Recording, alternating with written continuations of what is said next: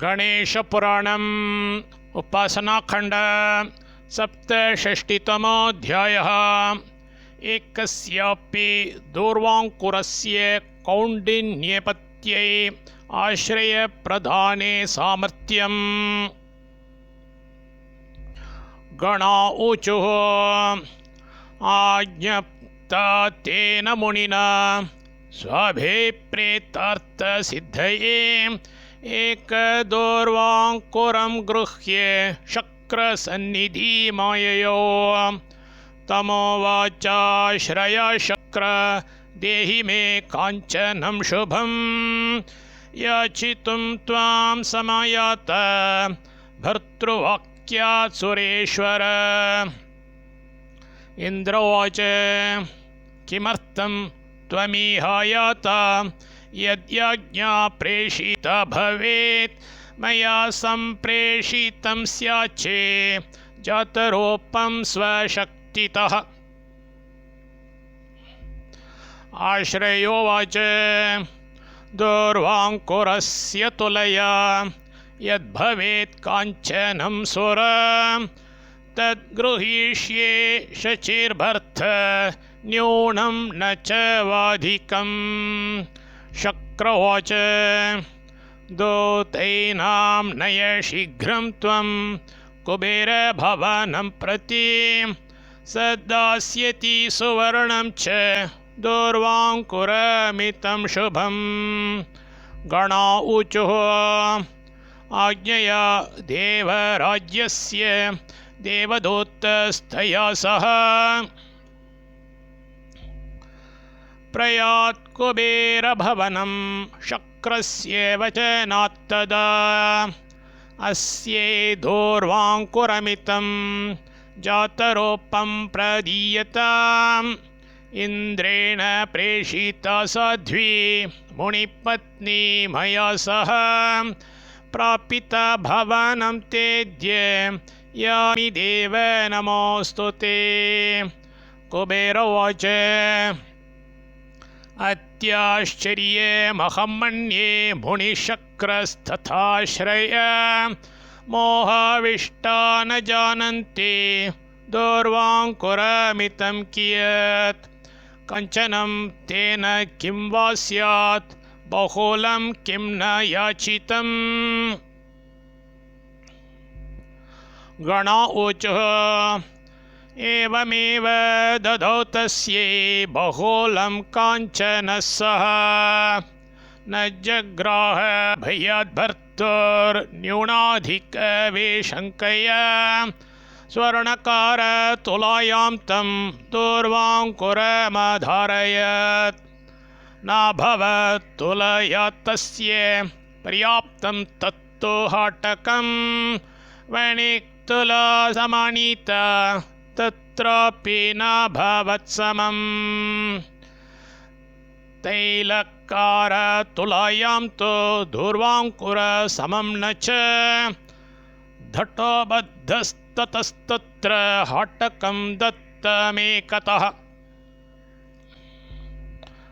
दूर्वाङ्कुरो परत्रापि याति पत्रमधस्तदा अन्यदन्यददौ तत्र कुबेरः काञ्चनं बहु तच्चापि नाभवत्तेन समं दूर्वाङ्कुरेण च सर्वकोशगतं द्रव्यं दत्तं तेन गिरीन्द्रवत्। तथापि नाभवत् साम्यं तेन दूर्वाङ्कुरेण तत्। पत्नीमाहूय तां प्राह कुबेरकौतुकान्वितः कुरु मद्वाक्यतः शुभ्रो धठारोहणमग्रतः न समं चेत् समारोक्ष्ये निजसत्वरिरक्षया।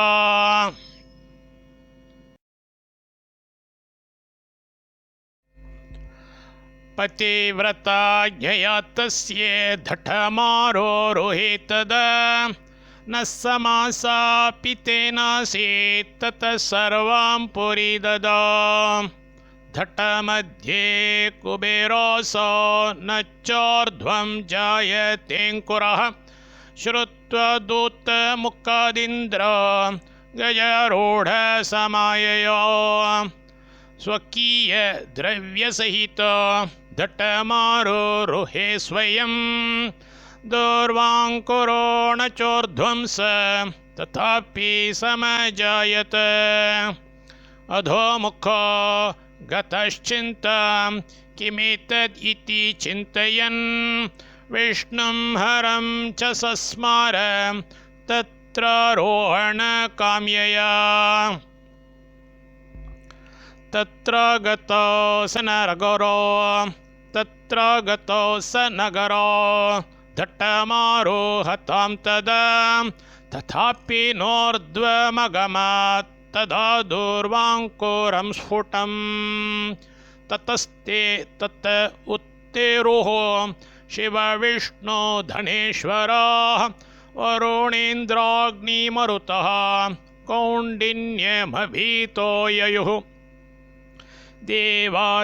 देवादेवर्षयश्चैव सिद्धिविद्याधरोरगाः दिनान्ते समानुप्राप्ते स्वं नीडमिव पक्षिणः नमस्कृत्य मुनिं सर्वे प्रोच्चुरोद्विग्नचेतसः सर्व ऊचुः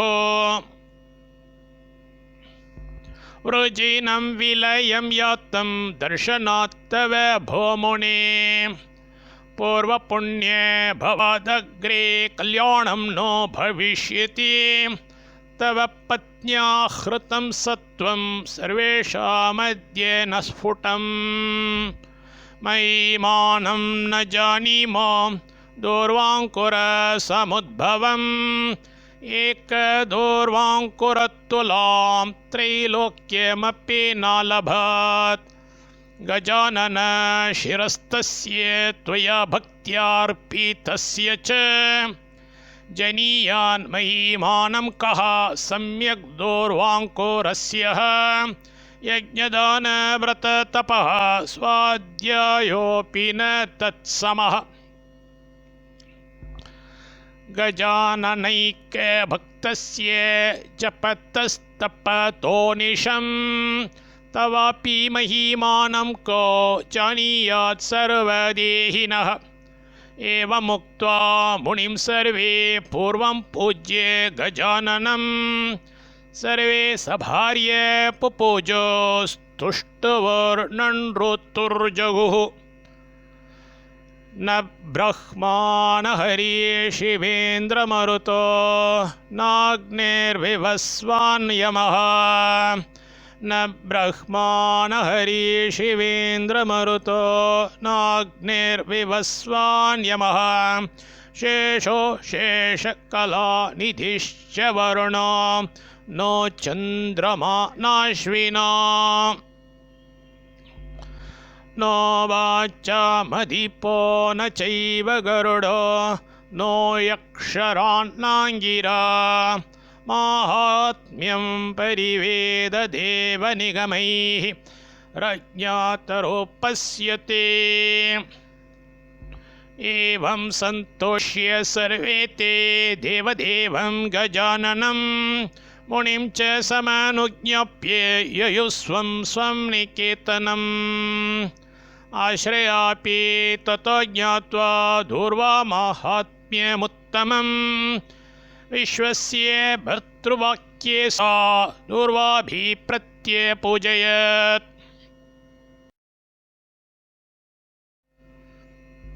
विघ्नेश्वरं सर्वदेवं सर्वैर्दूर्वाभिरर्चितं प्रणनाम च कौण्डिन्यं भर्तारं सत्यवादिनम् उवाच सुप्रसन्ना सा स्वात्मानं निन्दति भृशम् आश्रयोवाच मादृशी नैव दृष्टास्ति यात्ते वाक्ये संशय विशेषविदोषां स्वामिन्नि विशेषविदोषात्वया सम्यक् कृतं मम विभो सर्वभूतदयावता तत्क्षमस्व पराधं मे त्वामहं शरणागता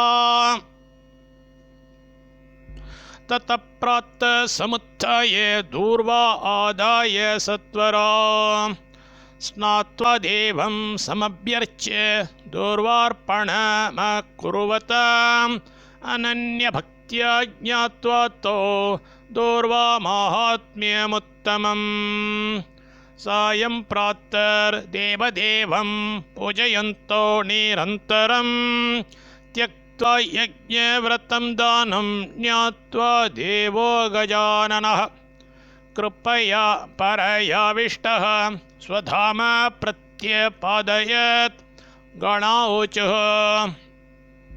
अगाधं वर्णितं दूर्वा माहात्म्यमिदमुत्तमम्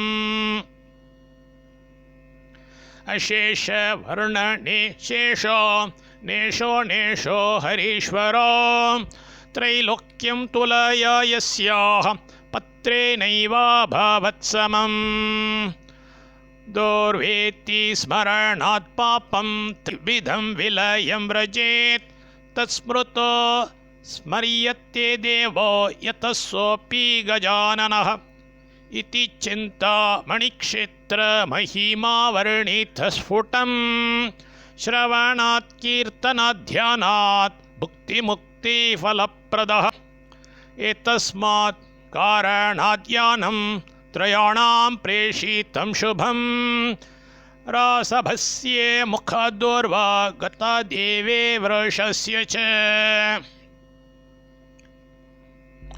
चाण्डाल्या शीतनाशाय त्वनीता तृणभारतः वायुना प्रबलेनापि गता दूर्वां गजानने यतस्तस्य प्रिया दूर्वा सन्तुष्टोऽसौ विनायकः निष्पापत्वात्रयाणां सान्निध्यं दत्त्वान्निजम् निष्पापत्वात्रयाणां सान्निध्यं दत्तवान्निजं गन्धमात्रेण दूर्वायाः सन्तुष्टो जायते विभुः प्रसंगेन तो भक्त्या वा किं पुनर्मस्तकार्पणात् ब्रह्मोवाच इति दूतमुखाद्राज्ञा सश्रुतो महिमा तदा दूर्वाय मुनिभिः सर्वैर्न दृष्टो न च संश्रुतः स्नात्वा दूर्वाङ्कुरान् गृह्य पुपूजोऽस्ति विनायकं सेवकाश्चापि दूर्वाभिरानर्चो श्रीगजाननम् आसन् सर्वे दिव्यदेहास्तेजसा सूर्यवर्चसः शृण्वन्तो देववाद्यानां नानारावान् समन्ततः विमानवरमारूढा दिव्यवस्त्राणुलेपिनः यात्ता वैनायकं धाम केचित् द्रौपधारिणः नरा नागरिका केचित् आगतास्तं महोत्सवम्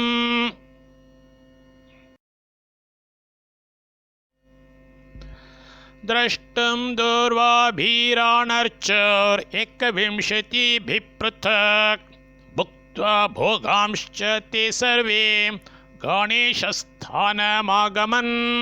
विमानं चापि चलितम् ऊर्ध्वं तत्पुण्यपुञ्जतः तस्माद् गणेशभक्तेन कार्यं दूर्वाभिरर्चनं न करोति नरो यस्तु प्रमादात्ताभिरर्जनम् सच्चाण्डालस्तु विज्ञेय नरकान् प्राप्नुयात् भोन् न तन्मुखं निरीक्षेत कदाचित् अपि मानव यस्तो दूर्वाभिरर्चेतं देवदेवं गजाननम्